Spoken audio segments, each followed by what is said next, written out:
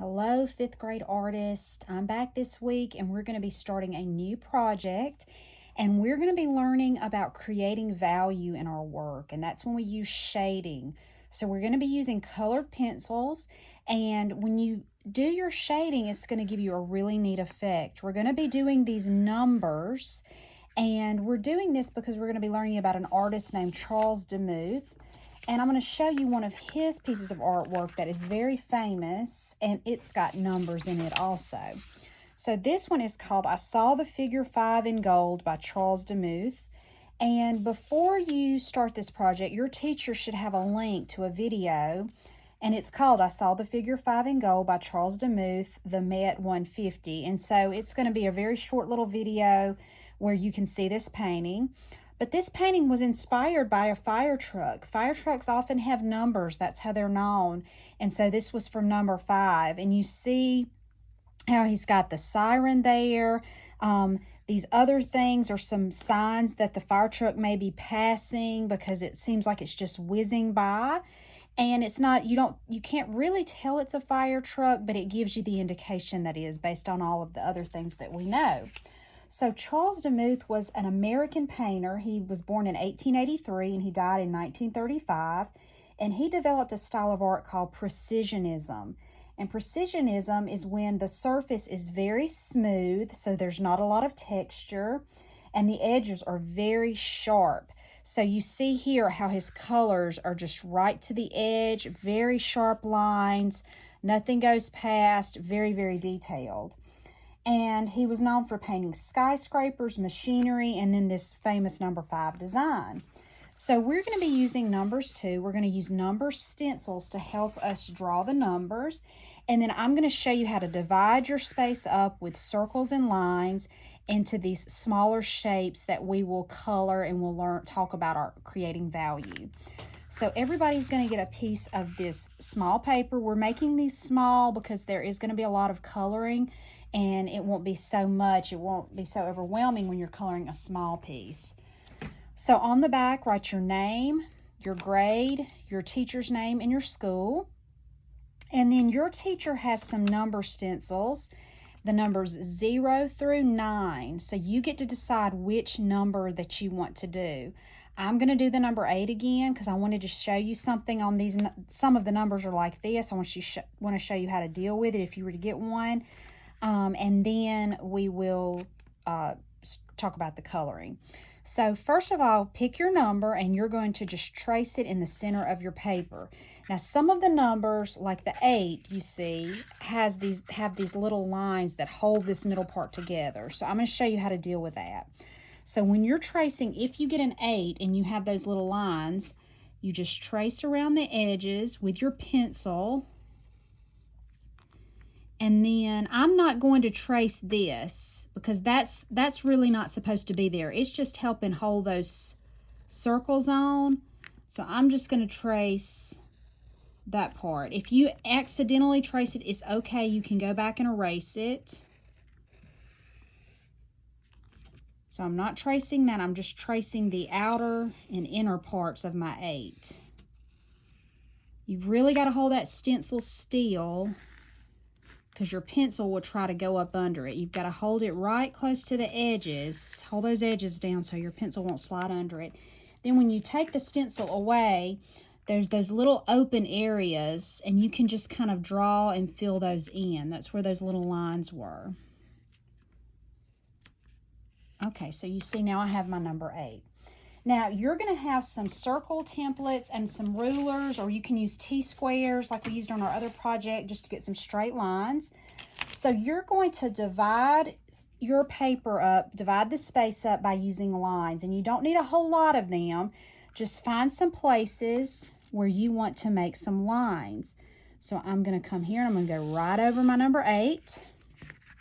You can make some straight. This one is horizontal.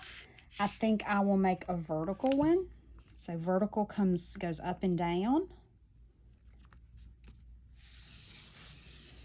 And I think I'll do a diagonal one. It's good to have a lot of variety. Just make sure that you're not making shapes that are going to be too small to color later. I think I'll put one more. You don't even have to start on the edge. I might start from this and make one that goes over to the edge here. So see how we're creating these different spaces and shapes. And so now I'm going to use my circle template and I'm going to add some more. So I'm going to use about a middle-sized circle. I'm going to come over here and I'm going to draw one. You only want maybe two, maybe 3 circles, depending on how big they are. I'll put one here. Kind of look at your composition and think about where you might need one, and maybe just a tiny one there. I wouldn't do any more than 3. So it's got a lot going on now, but when we color it, that's when it's all going to come together. So now we're going to color with colored pencils, and you can use all the colors you want. You can pick certain colors. You could use warm and cool. What I like to do on mine was I made my number 8 warm colors. Let me go back and show you. I used warm colors all inside my number 8 and cool colors in the background. And that's a really good way to make it stand out. You could do the opposite. You could have your number be cool colors and everything outside of your number be warm colors. So you think about how you want to do that, but I would really recommend you doing that, okay? Warm and cool, because that will give you some separation. So let's pretend like I'm going to do mine just like I did here, and I'm going to put warm colors inside there. So I'm going to start with a red. So inside my number 8, this is a shape that is part of my number 8. I'm going to outline it first in red, going over my pencil lines. And then the way that we're going to add value is around the edges, it's going to be darker. And as you get towards the middle, we're going to lighten up. So we're going to start pressing down hard. And as we get towards the center, we lighten up. We're just going in ladders and darken as we get to the edges. So if you want, an easier way may be to just really lightly color it in to begin with. I'm barely pressing down, but I'm going all in the same direction.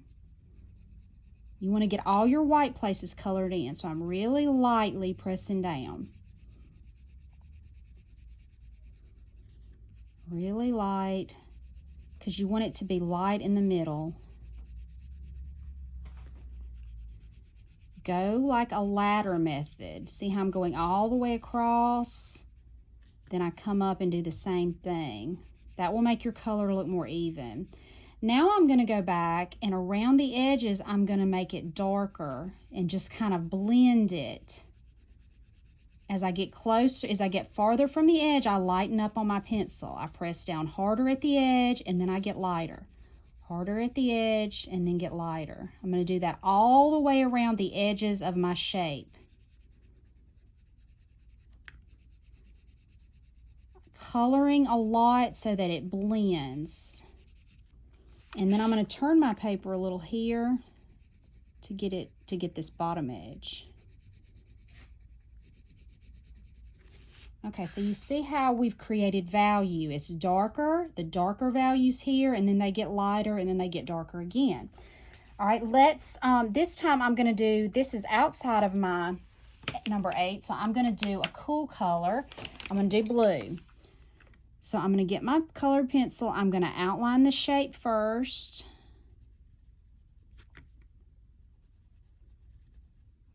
Okay, and then I'm going to start at the bottom. I like starting at the bottom. You could start at the top. And I'm lightly going across. I'm doing my ladder method all the way across, like you're climbing a ladder. Lightly. Go in the same direction. If you go scribble scrabble, it's going to look sloppy. And I want you to try to be neat and do a good job so we can put these on our Sonia and we can pick the very best ones to be in the art show. They'll look so nice, framed, matted, and framed for our art show. Now we're going to, again, around the edges, we're going to make it darker. So I'm going to go back now. I'm pressing down harder around the edges. I'll do this edge first, and as I get further out, I press lighter. You really have to pay attention to the control that you're doing. Coloring can be really peaceful. It can, if you feel stressed out, it can make you feel more relaxed. So teachers, when they get to really into the coloring and we're finished with the video, you could put some soft music on and let them listen to that while they're coloring, and they can really get focused on what they're doing. So again, around the edges, so see how my edges are darker.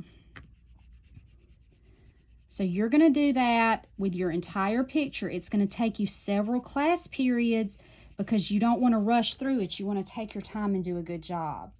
Again, you see how my edges are darker and it gets lighter in the middle.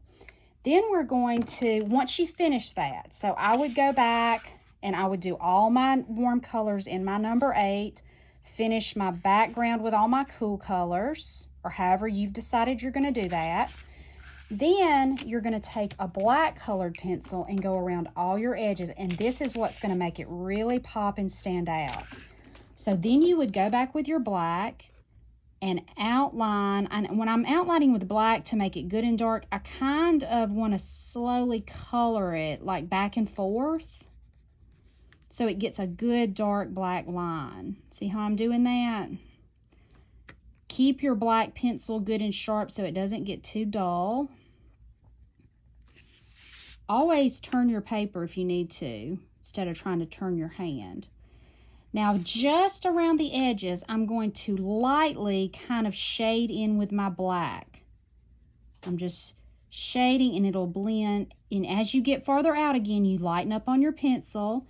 And what this is doing is creating a shadow effect on our number. It'll give it a little dimension. It'll make it look a little more polished and finished. Do it all the way around the edges, but you don't want to completely cover up your red. On the black right now, I'm just lightly coloring this. You see what I'm doing? And see how that really made that stand out? And now it's got a lot of value. Let's do it one more time before you start. So on this one, I would go back again. I'm outlining first. I'm making it a good dark black line by coloring back and forth as I go, trying to make my line nice and neat, holding my pencil the correct way. And then around the edges, I'm going to just start doing some shading. Take your time. Now, just like we've said on our other projects this year, all you're doing is coloring. You're not going to be adding words and pictures in here. So no writing names, no writing anything, just doing your coloring and your shading. Learning how to shade is very important to learning how to be a good artist. Because in life we have lights and shadows and reflections.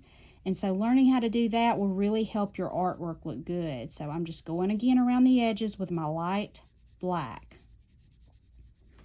Okay, now see how that really made that pop.